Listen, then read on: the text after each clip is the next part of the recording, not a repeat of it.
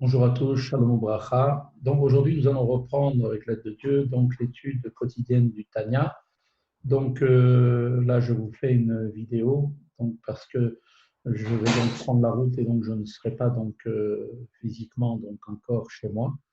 Et avec l'aide de Dieu, on essaiera de voir à partir de demain pour faire ça de manière régulière.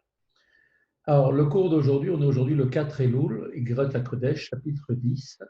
Et donc, on parle bien évidemment de tout ce qui concerne la tchouva, puisque c'est un sujet d'ailleurs qui est tout à fait d'actualité, puisque nous sommes rentrés depuis dans le mois d'Elul, dans le mois de la tchouva, du bilan sur l'année passée, de manière à pouvoir réparer tout ce qui devait être fait durant toute l'année, afin de pouvoir bénéficier, de mériter toutes les bénédictions qu'Akadosh Baruch Hu nous a préparées déjà dès à présent pour la nouvelle année. La Moradakeh, il commence comme ça, il nous dit Veine Ikar Tshuva au Belev. Il nous dit que la Tshuva est essentiellement réalisée dans le cœur. Comme on l'avait expliqué dans le premier chapitre d'Igeret Tshuva, c'est ainsi que le verset dans Ishaya nous dit donc son cœur ne comprend pas et il ne se repent pas. On verra à ce propos d'ailleurs le traité de la Gemara Megillah. La Tshuva, donc, nous dit-on, est un sentiment du cœur qui prend donc une double forme, regretter donc le passé et surtout une ferme résolution pour l'avenir de ne plus refaire bien sûr les erreurs. Bien plus, le Tanya nous dit, ces deux sentiments du cœur sont interdépendants. Plus le regret du passé est sincère, et donc forcément, il va en induire que la résolution pour l'avenir, donc de ne plus refaire la même erreur, eh bien, cette résolution sera vraiment beaucoup plus ferme. Car le regret, car c'est le regret du profond du cœur qui met en éveil la profondeur de cette lumière supérieure. Néanmoins, pour la révéler, afin qu'elle rayonne dans les mondes supérieurs et inférieurs, il est nécessaire d'un véritable réveil d'en bas qui prendra donc la forme d'une action concrète, en l'occurrence l'acte de tzedaka et de bonté sans limite et sans mesure, comme on a expliqué que la mitzvah, sans préciser, il s'agit de la mitzvah qui englobe toutes les mitzvot, qui est la mitzvah de la tzedaka.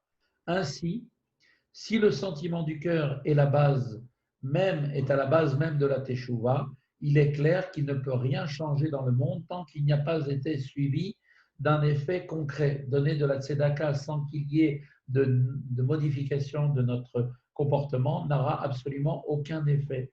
Rabbi Shlomo Zalman nous montre donc qu'en l'occurrence, cet effet concret sera une participation donc à la tzedaka qui va donc fixer dans un acte une action concrète pour pouvoir agir dans ce monde, au-delà donc de toutes les limites, y compris celles qui ont été instaurées par la halakha, comme on va le voir. La halakha prévoit que l'on peut donner différentes sommes de tzedaka selon différentes situations, mais là, on va nous expliquer qu'on doit dépasser cette dimension, car il s'agit bien évidemment de demander pardon pour notre âme et donc d'être à nouveau agréé par Dieu. C'est ainsi, tout comme l'homme prodigue, on sait le grand bienfait, chesed, qui peut se lire chas delet, il a pitié de celui qui n'a rien, c'est-à-dire, selon l'interprétation des Tikkuné Zohar, donc on verra aussi le traité d'ailleurs de la Gemara du Shabbat, de façon générale, le malheureux, le pauvre, le malheureux possède encore moins que le pauvre, et il a soif de toute chose, parce que tout lui manque, selon le commentaire de Rashi, dans le verset de la parashat Re'e.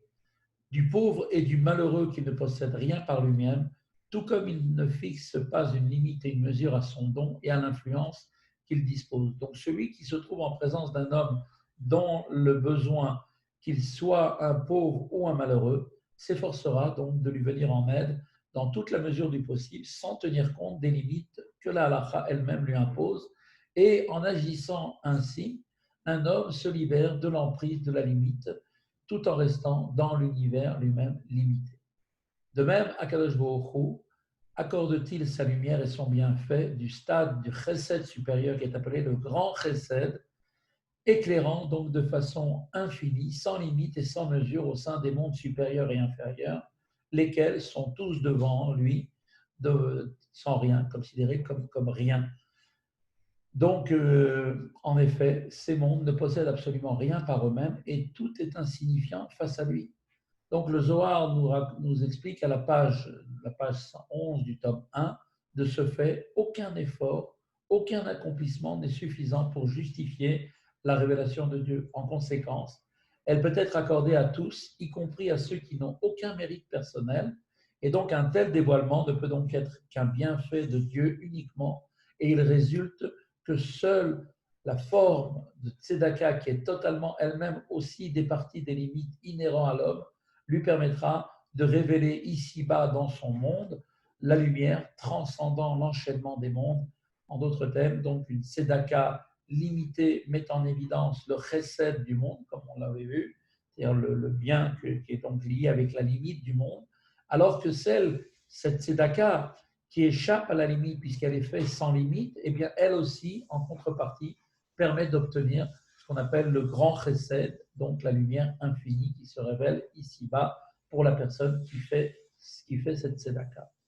C'est de cette façon que sont réparés tous les défauts qu'un homme provoque par ses fautes là-haut dans les mondes supérieurs et ici-bas dans ce monde inférieur. En effet, l'homme, en pareil cas, va faire abstraction de ses propres limites et Dieu agira donc forcément mesure pour mesure, mida keneged mida. Et puisque nous avons agi de manière illimitée, ben Dieu va en faire de même. Il va donc supprimer le manque ou la distorsion là où ceci devrait normalement exister. C'est à ce propos qu'il est écrit: pratiquer la tzedaka et la justice est préférable à un sacrifice devant Akadosh Baruch Hu. Comme il est dit dans Michelet, il est bien question dans ce verset de la tzedaka qui est accompagnée par le jugement, c'est-à-dire de celle que l'on juge nécessaire de donner afin d'obtenir la réparation de ses propres fautes. En revanche, la tzedaka dont on parle ici, qui n'est pas donnée dans cette intention pour faire uniquement de manière juste ce qui doit être fait, mais en fait une tzedaka qui va au-delà des limites, eh bien celle-là, on peut dire qu'effectivement, celle-là, par contre, est une tzedaka qui est préférable au sacrifice, ce qui veut dire que le sacrifice et la tzedaka permettent l'un et l'autre d'obtenir l'expiation, le pardon, mais d'une manière différente. En effet, les sacrifices sont limités par nature, puisqu'ils ont une obligation, un agneau d'1 an, un bélier de 2 ans, sans défaut, et ainsi de suite. Donc limités, bien évidemment. Et donc, comme on l'avait constaté au début de cette étude, ils permettent de racheter les sacrifices uniquement la faute dans certaines situations et seulement lorsque différentes conditions sont remplies. Alors que la tzedaka elle-même échappe à toutes ces limitations, elle seule peut donc révéler la lumière infinie de Dieu et apporter l'expiation des fautes, grâce à laquelle la lumière obtenue est une véritable nouvelle lumière qui va venir donc réparer toutes les fautes et tous les défauts qui auront été faits dans la Neshama. En effet, on sait que les sacrifices, comme on vient de le dire, ont une mesure, une limite et une évaluation, ce qui n'est pas le cas pour la tzedaka, qui, elle, peut être distribuée sans limite afin de réparer ses fautes, car nos chachamim nous disent: celui qui en donne ne dilapidera pas plus qu'un cinquième, c'est-à-dire un vingtième, c'est-à-dire le maximum de ce qu'il gagne, c'est-à-dire un vingtième. On sait que cela est rapporté dans le traité de Ktuvot, à la page 50, se référant à celui qui désire donner de la tzedaka au-delà de la mesure. Et on verra aussi le Shulchan Arour de l'Admor HaZaken, Orach Chaim, chapitre 156, au paragraphe 3, selon lequel il est effectivement interdit de consacrer la tzedaka plus que du cinquième de ses revenus. Le Tanya montrait auparavant que cette mesure permet d'accomplir la mitzvah de la meilleure façon. En la dépassant, par contre, eh bien, en allant au-delà de ces 20%, on est appelé dilapider son argent. Il précise donc ici que cette affirmation est valable uniquement pour une personne qui n'a jamais commis de faute. C'est ce que veut nous expliquer le Shulchan Arour quand il s'adresse à nous et nous dit qu'on ne doit pas dépenser, dilapider plus de 20% de nos gains. On parle bien sûr d'une personne qui n'a jamais fauté dans sa vie. Par contre, précisément, pour celui qui n'a pas commis de faute, ou bien qui les a réparés par des mortifications, par des jeûnes, eh bien à ce moment-là, effectivement, ce montant de 20% ne doit pas être dépassé.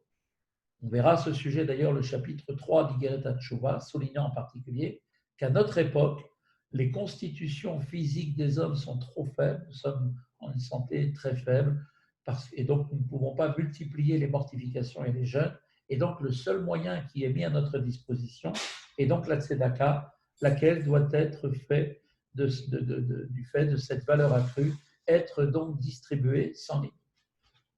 Et donc cela doit être fait de la manière qui convient afin de supprimer tous les défauts là-haut.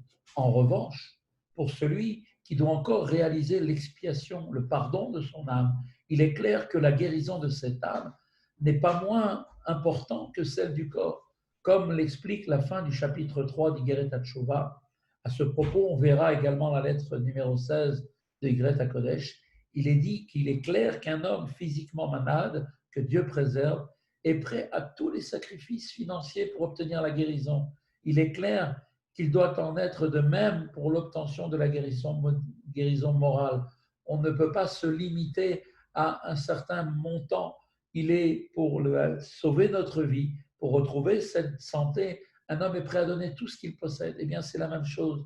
Tout ce qu'il doit, il fera tout ce qu'il faut pour se procurer les médicaments nécessaires, même s'il lui coûte tout le prix de tous ses biens. Et donc, tout cela, il fera pour dépenser les médicaments nécessaires au traitement de son corps. Il ne regardera bien évidemment pas à la dépense. Eh bien, il doit en être exactement de même pour les médicaments de l'âme. Et le médicament de l'âme, c'est la tzedaka. L'argent, effectivement, pour une personne qui est dans cette situation, qui n'a pas encore réparé ses fautes, qui est encore malade spirituellement, eh bien là, l'argent est pour lui sans valeur. D'après les termes du verset de Dridivra, Yamim, là-bas, c'est marqué dans les rois, il n'y avait pas d'argent. Qu'est-ce qu'on veut dire là-bas? Celui-ci était sans valeur du temps de Shlomo Améler. Ainsi, si l'homme est prêt à donner tout ce qu'il possède dans une situation exceptionnelle, c'est parce que le fait nouveau de cette situation dans laquelle il se trouve constitue effectivement, rend son argent sans aucune valeur, car seul compte pour lui de retrouver la bonne santé. Et il est écrit qu'un homme donnera tout ce qu'il possède pour sauver son âme, qui est sa vie. On voit, cela est marqué dans Job, ce verset établit clairement que l'instinct de conservation est le plus fort au sein de la personnalité humaine. Et l'on verra à ce sujet la fin de la lettre 16 d'Igret HaKodesh. De ce fait, ce verset ne dit pas pour sauver sa vie, mais bien pour sauver son âme. Cette formulation établit clairement qu'il est permis de consacrer la tzedaka plus que du cinquième de ses revenus, même tout son argent si nécessaire, dans le but d'assurer l'expiation de son âme, ce qui équivaut, en d'autres termes, à sauver sa vie. Voilà. Bonne journée à tous et bonne continuation.